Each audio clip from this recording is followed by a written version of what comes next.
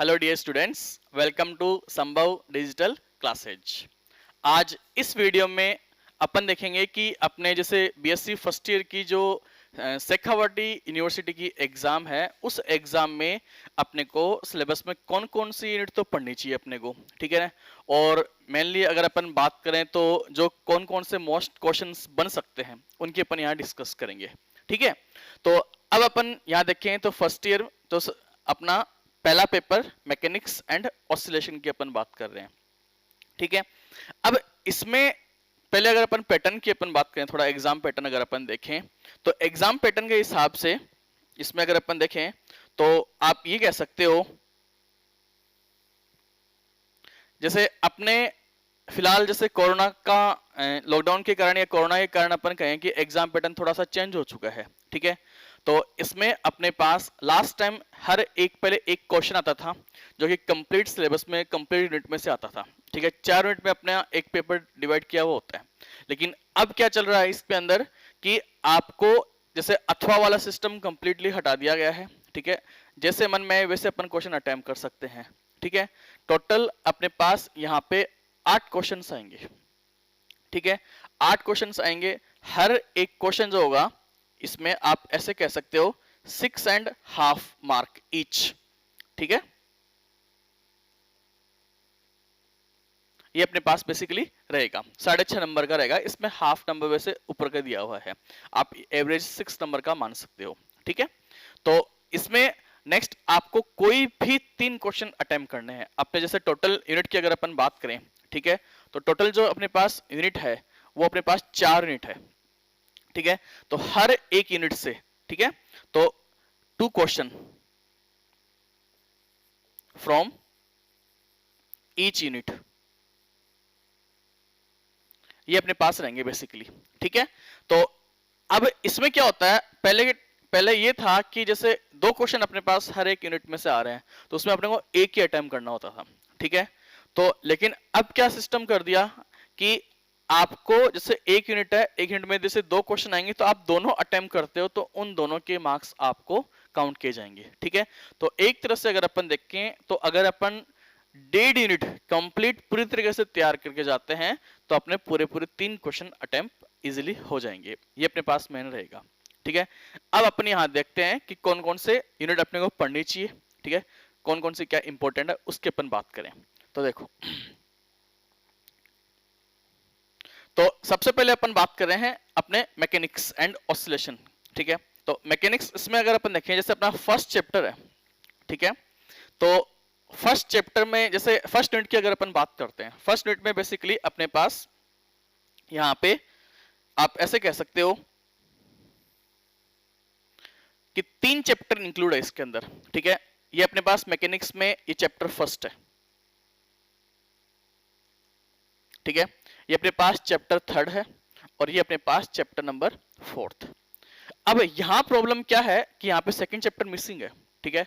तो basically second chapter में क्या था कि वो अपने पास होता है एसटीआर का, स्पेशल थ्योरी ऑफ रिलेटिविटी, अपेक्षता का विशिष्ट सिद्धांत। वो चैप्टर बेसिकली अपने सिलेबस से हटा दिया गया है, ठीक है। तो इसको करने का कोई मतलब नहीं है। दूसरी बात, थोड़ा सा इसमें ये फर्स्ट चैप्टर ठीक आता है और जो थर्ड चैप्टर फोर्थ चैप्टर है वो भी ठीक अपने पास आता है, इजीली कर सकते हैं अपन यहां से कवर, ठीक है। सेकंड चैप्टर थोड़ा सा टिपिकल पड़ता है, बट मैं ये प्रीफर करूंगा कि आप है इस फर्स्ट यूनिट को पढ़ने की बजाय आप second, third and fourth unit पढ़ो, ठीक है। अब सेकंड, थर्ड और फोर्थ यूनिट में कौन कौन से क्या इंपॉर्टेंट क्वेश्चंस आते हैं उनका अपन डिस्कस करते हैं, ठीक है। तो सेकेंड यूनिट में बेसिकली अपने पास 2 टॉपिक है, एक तो सेंटर ऑफ मास, एक अपने पास आता है रिजिड बॉडी डायनेमिक्स। तो रिजिड बॉडी डायनेमिक्स की अगर अपन बात करें तो इसमें जो इंपॉर्टेंट क्वेश्चंस है उसको अगर अपन देखें, ठीक है। तो देखो, इसमें एक तो अपने पास जो जड़त्वीय नियतांक होता है, इनर्शियल कोफिशिएंट्स, वो क्वेश्चन थोड़ा सा इंपॉर्टेंट है, बहुत बार पूछा हुआ है, ठीक है। और इसमें जैसे कुछ डेफिनेशंस होती है, ठीक है। यहां अगर अपन डेफिनेशन की अपन बात करें, अगर अपन देखें रिजिड बॉडी डायनेमिक्स की अगर अपन बात करें तो बेसिकली इसमें कौन कौन से चैप्टर अगर अपन कौन कौन से टॉपिक की अगर अपन देखें तो रिजिड बॉडी मानी दृढ़ पिंड गति की,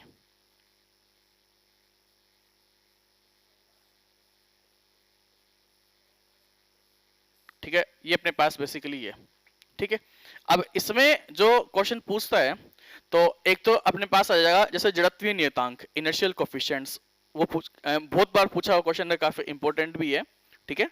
तो इसमें अपने पास एक तो आ जाएगा जड़त्वीय नियतांक,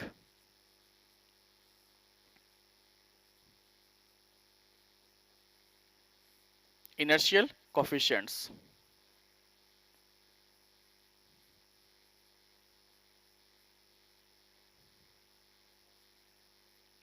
ठीक है।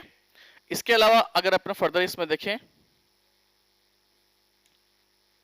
तो अब इसमें एक छोटी डेफिनेशंस के रूप में बल आघूर्ण और कोणीय संवेग, इनकी डेफिनेशंस कभी कभी पूछ लेता है, ठीक है। तो इतना इंपॉर्टेंट है बट हालांकि कभी कभी पूछ लेता है छोटे क्वेश्चंस के रूप में। तो यहाँ पे अपन क्या कह सकते हैं, एक तो अपने पास टॉर्क, बल आघूर्ण मानी टॉर्क,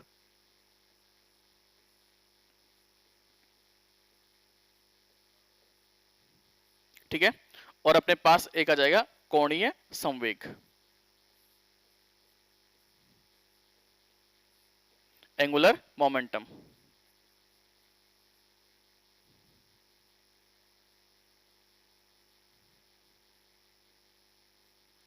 क्लियर, ठीक है। इसके बाद में कुछ स्पेशल बॉडीज होती है, ठीक है, सिमेट्रिक बॉडीज होती है जिनका जड़त्व आघूर्ण कैलकुलेट करवाता है एग्जाम में। तो जैसे कुछ स्पेशल बॉडीज की अपन बात करें, तो जड़त्व आघूर्ण अगर अपन देखें, मोमेंट ऑफ इनर्शिया,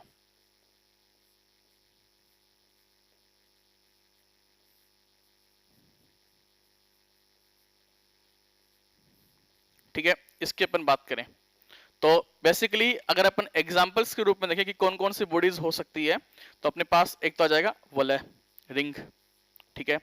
एक अपने पास आ जाएगा चकती मानी डिस्क, क्लियर, ठीक है। चकती के बाद में अपने पास इसी में वलय का चकती सारी आ जाएगी एक तरह से, यहाँ देखें अपन। फिर अपने पास आ जाएगा बेलन, ठीक है, खोखला बढ़ावा सारे इसमें बेलन आ जाएंगे। और लास्ट में अपने पास इसमें रहेगा गोला, स्पीयर। ये बेसिकली एग्जाम्पल है। तो मैं यहाँ पे अगर यहाँ प्रीफर करूं तो चकती, बेलन और गोला, ये तीन एग्जाम्पल आप अच्छे से कर लियो। इसमें सॉलिड भी करना है अपने को और खोखला भी करना है, ठीक है, भरावा और खोखला दोनों को अपने को अच्छे से देखना है। फिर जो लास्ट टॉपिक इसमें रहेगा, ठीक है, वो आता है चक्रण गति करते हुए लट्टू की पुरसरण गति, ठीक है। तो उसको अगर अपन देखें तो प्रिसिशनल मोशन के नाम से अपन इसको जानते हैं, चक्रण करते हुए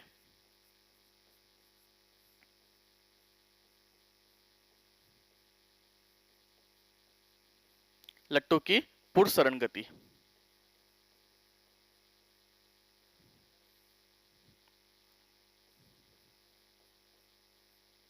ये टॉपिक इसमें थोड़ा सा इंपॉर्टेंट है, ठीक है। तो इनको अपने को अच्छे से कवर करना है, क्लियर, ठीक। अब नेक्स्ट अपन बात करेंगे इसी में सेकेंड यूनिट की अपन बात कर, इसी में जैसे ये होगी सेकेंड यूनिट अपने पास कंप्लीट हो गई। अपन थर्ड और फोर्थ पे अपन चलते हैं,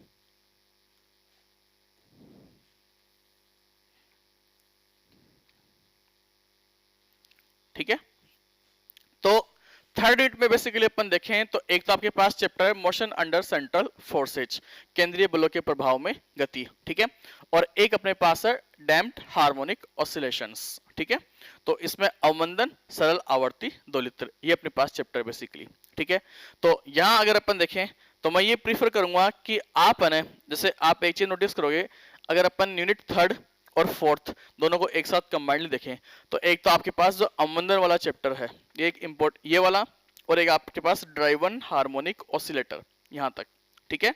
ये दोनों चैप्टर मानी चालित आवर्ती दोलित्र, तो ये दोनों चैप्टर एक दूसरे से रिलेटेड है, ठीक है। यहाँ पे सबसे पहले अपने पास आ जाएगा एसएचएम का, ठीक है। उसके बाद में अपने पास आ जाएगा डैम्पिंग मानी अवमंदन का आ जाएगा अपने पास। तो दोनों ही इजी टॉपिक है, आराम से हो सकते हैं, कोई बड़ी बात नहीं है, ठीक है।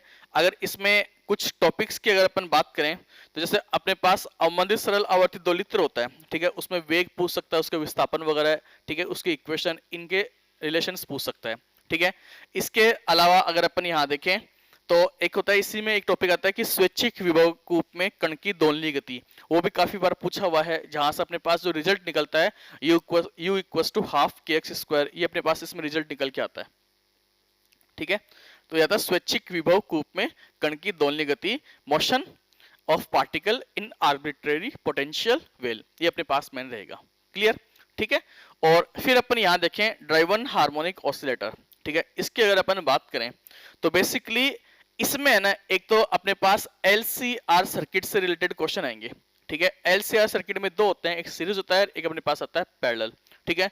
दोनों में से कोई भी एक एग्जाम्पल के रूप में यहाँ पे पूछ सकता है ये, ठीक है। और इसके अलावा अगर अपन देखें जैसे प्रेरक कुंडली, एक इसमें जैसे ड्राइवन जो ऑसिलेटर होता है जिसको अपन प्रणोदित दोलक के नाम से अपन जानते हैं, ठीक है। तो जो प्रणोदित दोलक होगा उसका पूरा का पूरा डेरिवेशन पूछेगा यहाँ पर, ठीक है। इसमें एक ही टॉपिक आता है प्रणोदित दोलक का। तो एक जैसे अगर अपन यहाँ देखें तो driven harmonic oscillator with damping frequency, इसके 3 केस आएंगे, ठीक है। और फिर अपने पास आएगा यहाँ पे लास्ट में सीरीज और पैरेलल कॉम्बिनेशन, जिसका एलसीआर का यहाँ से क्वेश्चन इजीली आ सकता है, अटेम्प्ट करने वाला होगा, ठीक है। तो यहाँ पे अपने पास मैकेनिक्स वाला पोर्शन कंप्लीट होता है। अब अपन चलते हैं नेक्स्ट।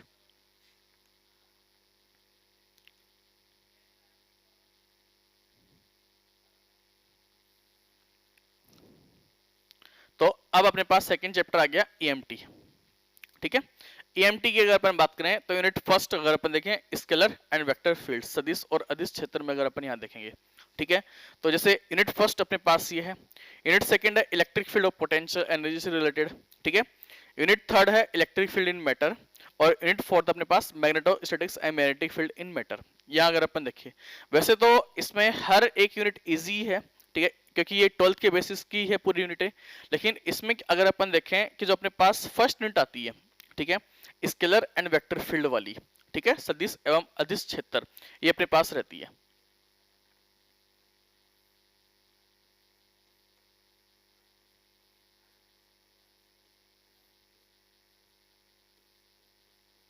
इसकी अगर अपन बात करें, ठीक है, तो ये कंप्लीट यूनिट अपने पास अलग है ये, ठीक है ना। आपने कभी 12th के अंदर इसको देखा था, ठीक है। ये पूरी यूनिट है अपने अलग से और काफी इजी भी है। और इसमें प्रॉब्लम क्या होती है कि ये जो यूनिट है वो बाकी के जितने भी चैप्टर्स है उन सब में लागू होती है, ठीक है।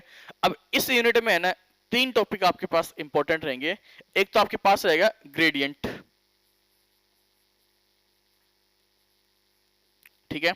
एक अपने पास आएगा डाइवर्जेंस, और एक तीसरा रहेगा अपने पास कर्ल। इन तीनों में से किसी भी एक टॉपिक का डेरिवेशन इसमें पूछता है, ठीक है। नेक्स्ट इसी में अगर अपन बात करें तो इन्हीं से रिलेटेड अपने पास थ्योरम होती है, गॉस डाइवर्जेंस थ्योरम और स्टोक थ्योरम, ठीक है।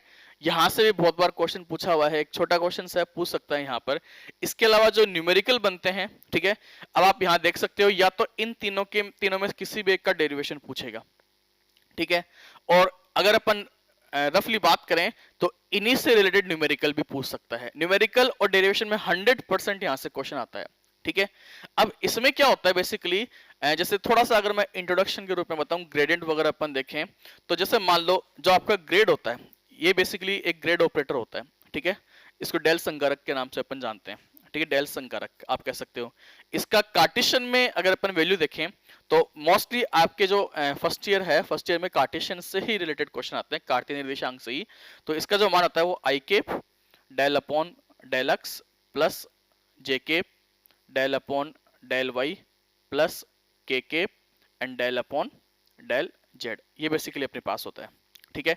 अगर ये आपका किसी अदिश के ऊपर संक्रिया करता है, स्केलर के ऊपर ऑपरेट होता है, तो बनता है अपने पास ग्रेडियंट।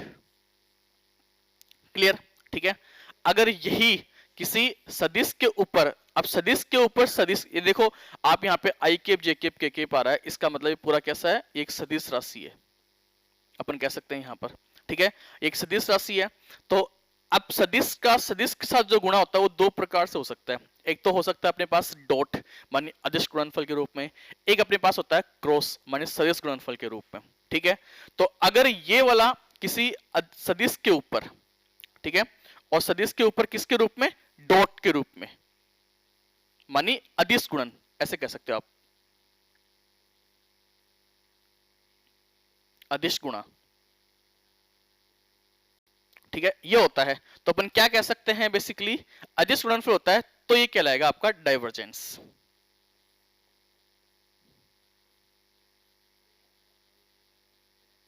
ठीक है। और अगर यही क्रॉस गुणा होता है, ठीक है, तो इसी किसके ऊपर, सदिश के ऊपर, और कैसा प्रोडक्ट, सदिश, या आप कह दो डायरेक्टली क्रॉस प्रोडक्ट, ठीक है। तो अपने पास क्या कहलाएगा, बेसिकली ये अपने पास कहलाएगा कर्ल, ठीक है। तो यहां पे मान लो जैसे कोई भी स्केलर है अपने पास, ठीक है, तो यहां अगर अपन रफली अपन बात करें तो जैसे मान लो कोई स्केलर है, टी स्केलर है, तो ग्रेड ऑफ टी, ये तो आ गया आपके पास क्या हो गया, ग्रेडियंट, ठीक है। इसके अलावा जैसे अगर अपन देखें, जैसे रफली यहां अपन देखें तो जस्ट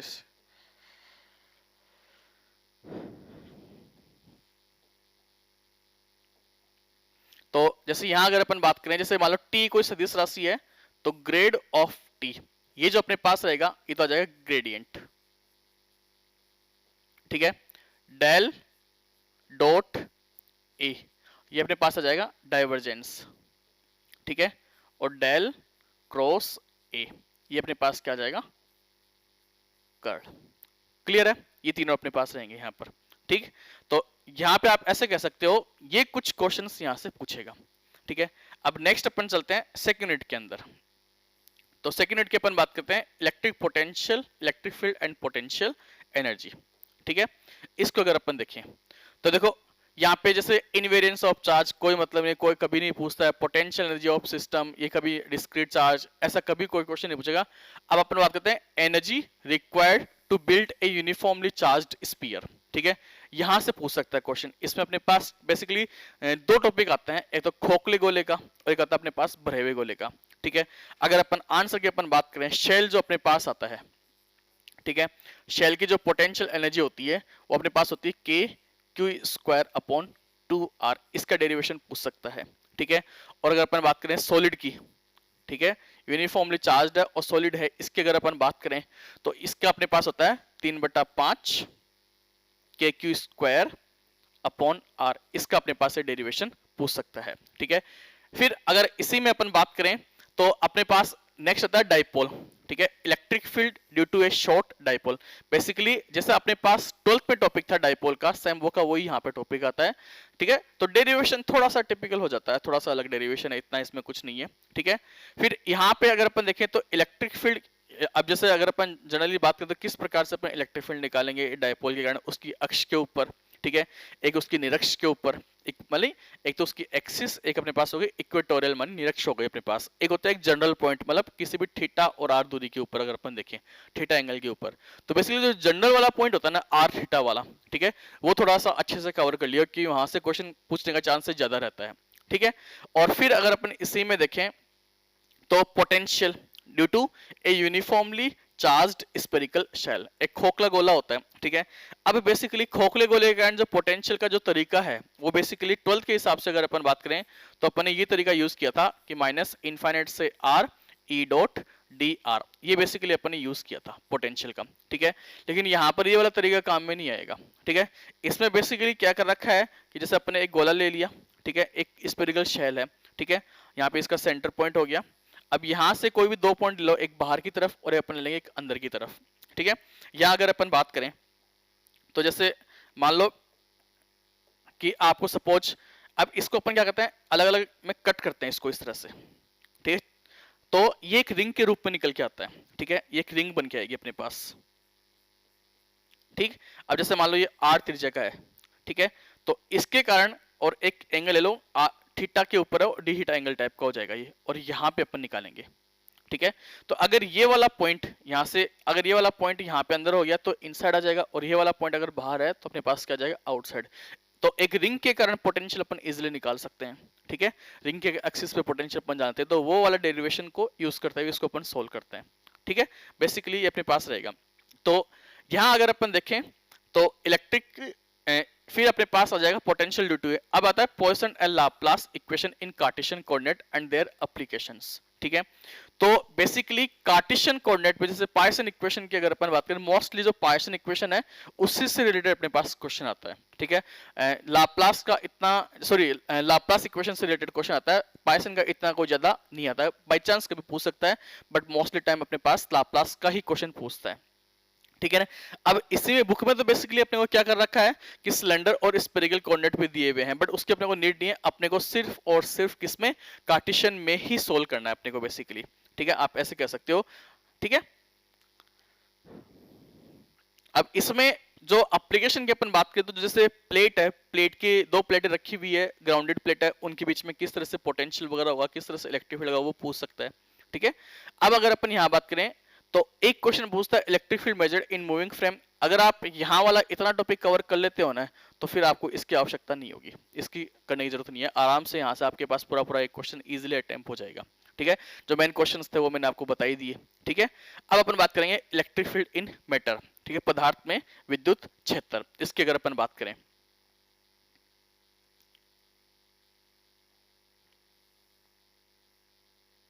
ठीक है, तो पदार्थ में विद्युत क्षेत्र की अगर अपन देखें तो सबसे पहला वाला टॉपिक आता है इसमें मल्टीपोल एक्सपेंशन। ठीक है, ये टॉपिक बड़ा इंपॉर्टेंट टॉपिक है, बहुत बार क्वेश्चन इससे पूछा हुआ है और बहुत ज्यादा चांसेस होते हैं इसके क्वेश्चन पूछने के। ठीक है, मतलब बेसिकली इसमें मोमेंट्स ऑफ चार्ज डिस्ट्रीब्यूशन का बारे में बताता है ये। मतलब इसमें एक तो आपके पास आएगा मोनोपोल मोमेंट, एकल ध्रुव आघूर्ण। ठीक है, फिर एक अपने पास आएगा डायपोल मोमेंट, द्विध्रुव आघूर्ण, फिर एक अपने पास आएगा क्वाड्रुपोल मोमेंट, चतुर्ध्रुव आघूर्ण। तो बेसिकली इस टॉपिक से अपन जो क्वाड्रुपोल मोमेंट वाली टर्म होती है ना, वो बहुत बार पूछी हुई है, वो निकलवाता है।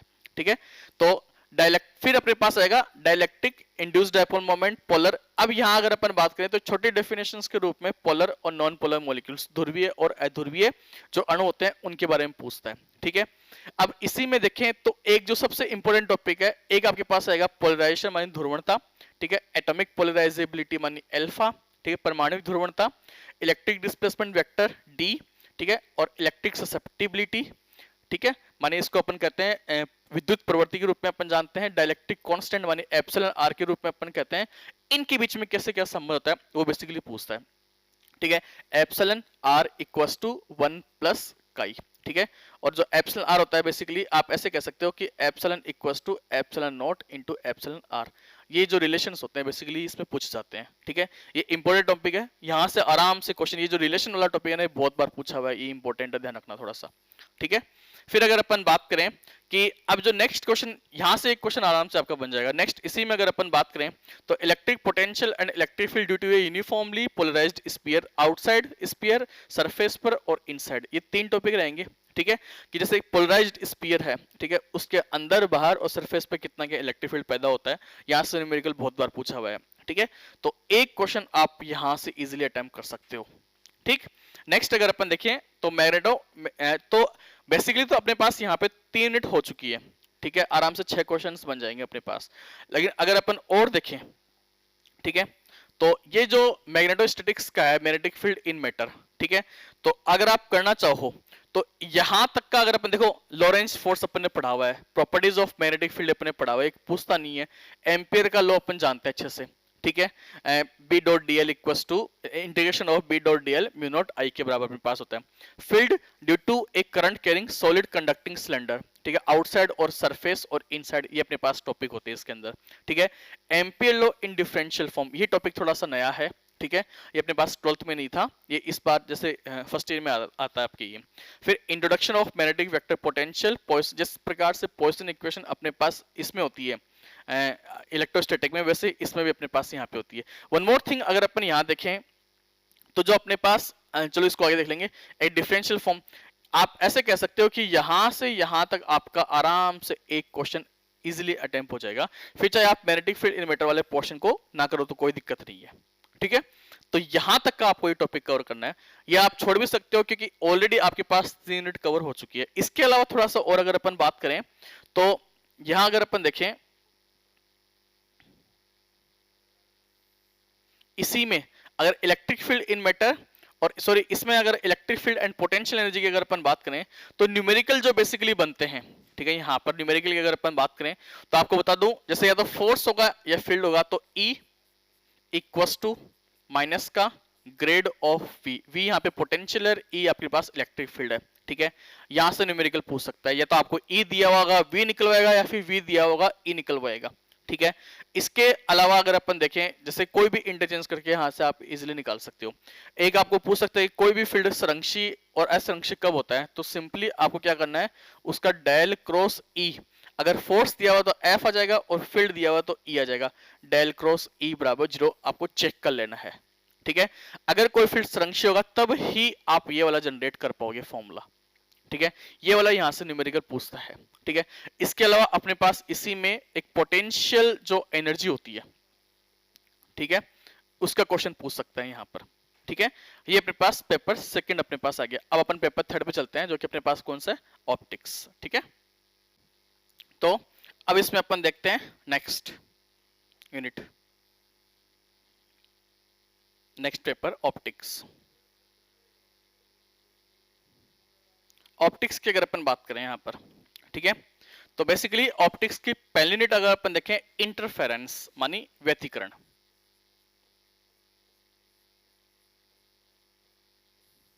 ठीक है, इसको अपन देखें तो यहाँ पे जो क्वेश्चंस आने के जो है मेन मेन पॉइंट्स, तो इसमें मैं ऐसे कहूंगा आपको, जैसे एक तो एक पहला यूनिट, एक आपके पास सेकेंड यूनिट, और एक अपन करेंगे यहाँ पे फोर्थ यूनिट, थोड़ा सा इंपॉर्टेंट रहेगा, पहला, दूसरा और चौथा, सॉरी थर्ड यूनिट।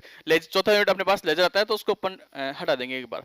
तो यहाँ अपन देखिए व्यतिकरण, व्यतिकरण में अगर अपन देखें तो बेसिकली जो क्वेश्चंस बनते हैं अपने पास, ठीक है, एक तो आपके पास कला संबंध और कला असंबंध स्रोत, ठीक है, यहां से क्वेश्चन बन सकता है। ठीक है, कला संबंध डेफिनेशन के रूप में तथा कला असंबंध। क्लियर? ठीक है, नेक्स्ट अगर अपन इसी में देखें तो अपने पास एक आ जाएगा, जैसे व्यतिकरण जो होता है ना, व्यतिकरण का 101% अपने पास यहाँ पे क्वेश्चन पूछेगा। इसका कैसे क्या प्रिंसिपल होता है, डेफिनेशन क्या होती है, हर एक चीज इसके अंदर व्यतिकरण आप पढ़ोगे।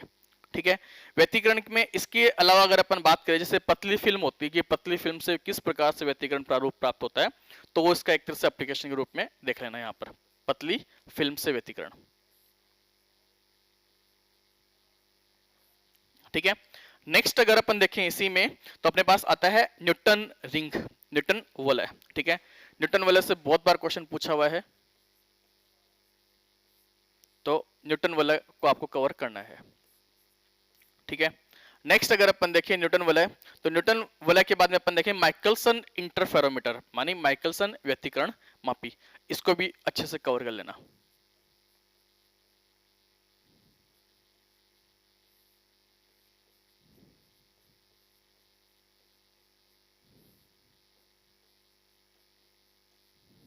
ठीक है, इस चैप्टर से मेन ये जो मेन मेन क्वेश्चन है ये अपने पास रहेंगे। ठीक है, इनको अगर आप एक इसमें अगर अपन बात करें तो एक जैसे थोड़ा बहुत अगर अपन कहें तो जैसे फ्रेनेल होता है ना, तो फ्रेनेल का जो दी प्रिज्म का बाई प्रिज्म का मेथड है वो भी थोड़ा सा और देख लेना।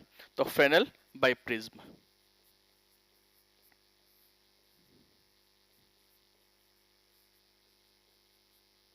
क्लियर है?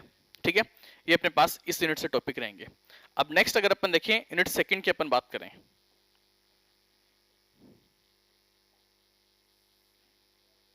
ठीक है, डिफ्रैक्शन मानी व्यतिकरण, सॉरी विवर्तन।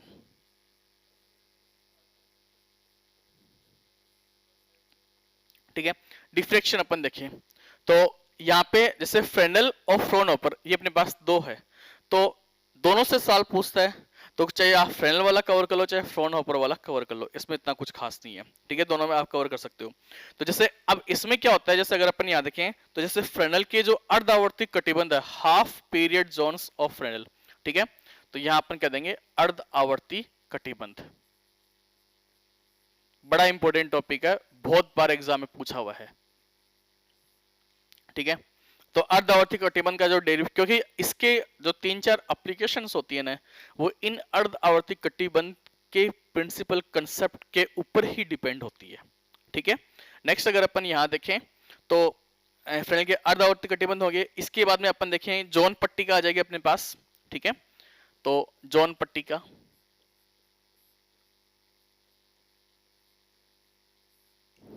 ठीक, एक आता है इसमें वर्ताकार जो द्वारक होता है, ठीक है, 2-3 एप्लीकेशन है, वर्ताकार द्वारक आ गया, सीधी कोर आ गया, ठीक है, इनके कारण किस प्रकार से विवर्तन होता है वो थोड़ा देख लेना आप। इसके अलावा अगर अपन बात करें तो जैसे एकल स्लिट के कारण जो फ्रोनोपर विवर्तन है उसको देख लेना थोड़ा सा। एकल स्लिट,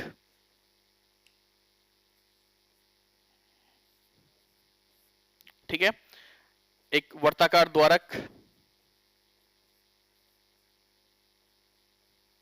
सीधी कोर, ये 2-4 टॉपिक्स है, थोड़ा सा इंपॉर्टेंट टॉपिक्स है, इसको अच्छे से कवर करना। और एक और लास्ट टॉपिक इसमें रहता है ग्रेटिंग, ठीक है, अगर आप इतना कवर करते हो तो काफी रहेगा, इजीली आप इसमें अटेम्प्ट कर सकते हो, ठीक है। फिर जो अपने पास अब नेक्स्ट यूनिट अगर अपन देखें इसी में, तो 2 यूनिट हो गई। अब अपन बात करते हैं पोलराइजेशन की, ध्रुवण की, ठीक है, बिल्कुल इजी टॉपिक है, कोई इतना कोई खास नहीं है, ठीक है। पोलराइजेशन में अगर अपन बात करें तो आप ऐसे कह सकते हो, ध्रुवण की अगर अपन देखें तो इसमें है ना बेसिकली आप जैसे मैक्सवेल की इक्वेशन से रिलेटेड टॉपिक होता है ये, ठीक है। तो सबसे पहले तो इसमें एक पूछ सकता है कि जैसे आपके पास जैसे कोई भी ईएम वेव होती है, ठीक है, उसके अंदर जो ई माने विद्युत क्षेत्र और जो चुंबकीय क्षेत्र होते हैं वो लंबवत कंपन करते हैं, लंबवत दिशा में कंपन करते हैं, आप ऐसे कह सकते हो। और ये जो दोनों होते हैं, ये दोनों जो संचरण नियतांक होता है अपने पास, प्रोपेगेशन की जो दिशा होती है, संचरण की दिशा, उसके भी क्या होते हैं, लंबवत होते हैं, ठीक है। तो ये भी यहाँ पे पूछ सकता है, ठीक है। नेक्स्ट अगर अपन यहाँ देखें तो इसी में जो इनके इंसुलेटेड एनर्जी होती है, ऊर्जा, ठीक है, विद्युत क्षेत्र और जो चुंबकीय क्षेत्र की ऊर्जा होती है, जैसे यू ऊर्जा घनत्व है 1/2 एप्सिलॉन नॉट ई स्क्वायर, और अपने पास ये तो आ जाएगी इलेक्ट्रिक फील्ड की, और यू मैग्नेटिक फील्ड अपन देखें तो 1/2 B square upon mu naught, ठीक है। ये अपने पास आ जाएगा रिलेशन, इनका रिलेशन अपने पास एग्जाम में पूछ सकता है। इसके अलावा और अगर अपन बात करें तो अब इसमें एक अपने पास आता है परिक्षेपण संबंध, ठीक है, डिस्पर्सन रिलेशन, परिक्षेपण संबंध, ठीक है। तो परिक्षेपण संबंध बेसिकली ओमेगा और के अंदर, ठीक है, ओमेगा अपने पास आवर्ती, के अपने पास संचरण नियतांक, तो ओमेगा और के में जो रिलेशन होता है ना वो अपने पास परिक्षेपण संबंध को रिप्रेजेंट करता है। ये 2 प्रकार का होगा, एक तो सामान्य और एक असामान्य, यहां से अपने पास क्वेश्चन पूछ सकता है, ठीक है, सामान्य, और एक अपने पास कौन सा आ जाएगा, असामान्य, ठीक है। इसके अलावा अगर अपन बात करें इसी में तो नेक्स्ट जैसे एक अपने पास रहेगा कि समूह वेग और कला वेग, इसमें एक छोटा सा टॉपिक और रहता है, ठीक है, उससे कभी कभी न्यूमेरिकल भी पूछ सकता है ये, ठीक है, कला वेग और समूह वेग, कला वेग तथा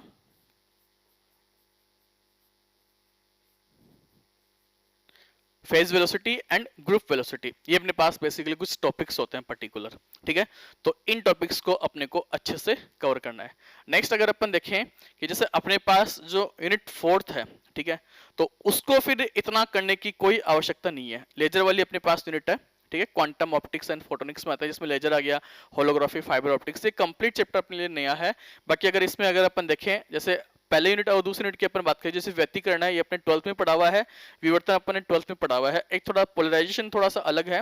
हाँ, इस पोलराइजेशन में अगर अपन देखें थोड़ा सा, तो इसमें एक चीज याद रखना आप कि इसमें ना 2 तरह के केस बनेंगे आपके पास, एक तो सर्कुलर वाला और एक मतलब 3 होते हैं बेसिकली, समतल ध्रुवित प्रकाश, वर्तीय ध्रुवित, और अपने पास होता है दीर्घवर्त ध्रुवित, ठीक है। तो ये भी पूछ लेता है इसमें, एक तो अपने पास रहेगा समतल, ठीक है, एक अपने पास रहेगा वृत्तीय, ठीक है, और एक अपने पास रहेगा दीर्घवर्तीय, ठीक है। तो इनके कैसे क्या रिलेशन होते हैं, किस प्रकार से इनकी इक्वेशंस बनती है, तो इनको अच्छे से देख लेना। मोस्टली जो पूछता है ना, अगर आप ये वाला कवर करोगे तो ये 2 ऑटोमेटिक ही कवर इसमें हो जाएंगे, क्लियर है, ठीक है। तो यहाँ पे ये जो फर्स्ट ईयर है, ठीक है, फर्स्ट ईयर का जो आपका एग्जाम का पैटर्न ये कंप्लीट होता है, ठीक है। तो इन टॉपिक्स के आधार पे थोड़ा बहुत आप अच्छे से इंपॉर्टेंट क्वेश्चंस को देख लेना। जो इंपॉर्टेंट क्वेश्चन है वो अपने कोचिंग के जो टेलीग्राम चैनल है उसके ऊपर भी अपलोड कर दिए जाएंगे, ठीक है, पीडीएफ फॉर्मेट में आपको वहां पे मिल जाएंगे, ठीक है। तो बाकी आप इन क्वेश्चंस के ऊपर डिपेंड नहीं रहना। देखो बाई लक क्या पता किसी भी प्रकार का क्वेश्चन पूछ सकता है एग्जाम में, कोई नहीं है। बाकी हमने जो टॉपिक्स आपको बताए हैं वो अब तक के आए पैटर्न के हिसाब से बताए हैं, ठीक है, कि जिस तरह से अब तक जो क्वेश्चन पूछे गए थे किस पैटर्न में किस तरीके से, उसी प्रकार से हमने आपको इंपॉर्टेंट क्वेश्चंस के रूप में बताया है, ठीक है। तो आपको आपके एग्जाम की बहुत बहुत शुभकामनाएं, अच्छे से आप तैयारी करना। All the best.